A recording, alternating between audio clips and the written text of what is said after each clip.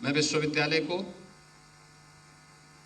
500 bedded super speciality इस hospital के आज लोकार्पित होने के अवसर पर हृदय से बधाई देता हूं और साथ ही साथ इटावा और आसपास के जिन जनपदों के लोग इन सुविधाओं का लाभ लेंगे उन सबको भी मैं इस अवसर पर बधाई देते हुए सभी जनप्रतिनिधियों का अभिनंदन करता हूं। के क्षेत्र में जिसको उन्होंने प्रायोरिटी सेक्टर के रूप में लिया,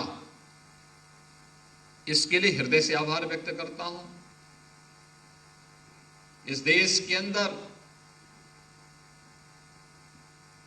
यह देश आजादी के बाद 1947 से लेकर के 98-99 तक केवल एक एम्स के भरोसे चल रहा। इनकी संख्या कुल 7 हो पाई थी, लेकिन मोदी जी ने अपने समय में एम्स में स्वर्गीय मुलायम सिंह जी को इस बात के लिए हृदय से श्रद्धांजलि दूंगा कि उन्होंने अपने गांव में इस आयुर्विज्ञान संस्थान को स्थापित किया। वास्तव में आप मुझे बताइए, अगर यह विश्वविद्यालय, चिकित्सा विश्वविद्यालय यहां नहीं बनता तो क्या पूरा लघु भारत के दर्शन यहां पे हो पाते? अभी मैं देख रहा था, नियुक्ति पत्र वितरण कर रहा था, कोई जम्मू कश्मीर से है, कोई उड़ीसा से है, कोई इटावा से है, कोई उन्नाव से है, कोई सीतापुर से है, कोई लखनऊ से है। और आप में भी जितने छात्र छात्राएं हैं, पहले लोग सेफाई और इटावा के नाम से ही डरते थे।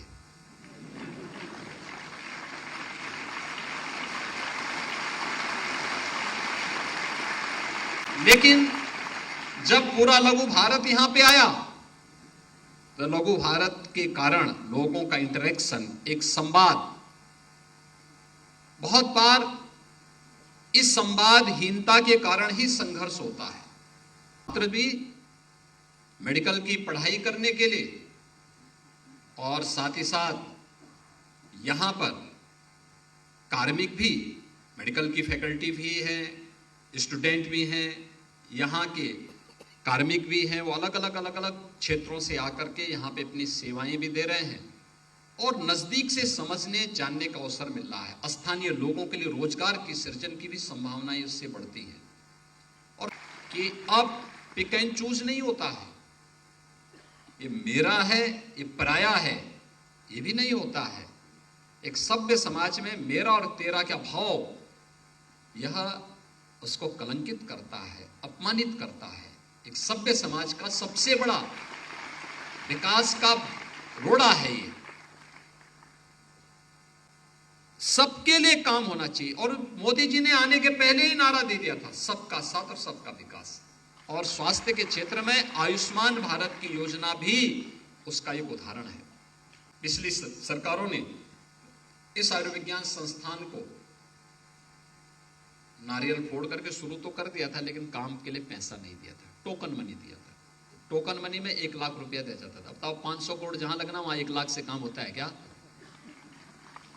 तो ऐसे ही होता। फिर तो हम भी बोलते हुए डॉक्टर से सबसे कहते हुए काम करते हैं कि आपको टोकन मनी वेतन के रूप में देते हैं, आप जो है बाद में कभी ले लेना, जब हम नहीं रहेंगे तब बाद में ले लेना। क्या ऐसे काम चलेगा? नियुक्ति पत्र प्राप्त कर रहे थे कार्मिक, उनके चेहरे पे कोई शिकन नहीं थी, कोई भय नहीं था, इटावा का भय नहीं था, आज सेफाई का भी भय नहीं था। तो एक समय मुझे याद है 1996-97 की घटना है। मैं जयपुर से आगरा आना था, मुझे रात्रि हो गई मुझे आगरा में, तो मुझे रात्रि में पुलिस ने कहा कि आप रात्रि में यहां से कानपुर मत जाइए। मैं आपको सही बता रहा हूं, मुझे बोला गया कि आप कानपुर होते मत, बीच में जो रास्ता है कोई घटना घटित हो सकती है। अरे हमने कहा कौन घटना घटित होनी है? और मेरे साथ तो 2-4 साधु ही लोग थे। मैंने कहा मेरे साथ कौन घटना होनी है? कहा नहीं साहब, रात्रि को मत जाइए, आप एक काम करना, जब सुबह आराम से जाइए, रात्रि को आप यहीं रुकिए। तो मुझे रात्रि को वहां रुकना पड़ा था, आगरा में रुकना पड़ा था। और आज आप देख रहे होंगे कि आगरा के सांसद यहाँ के सांसद हैं। यानी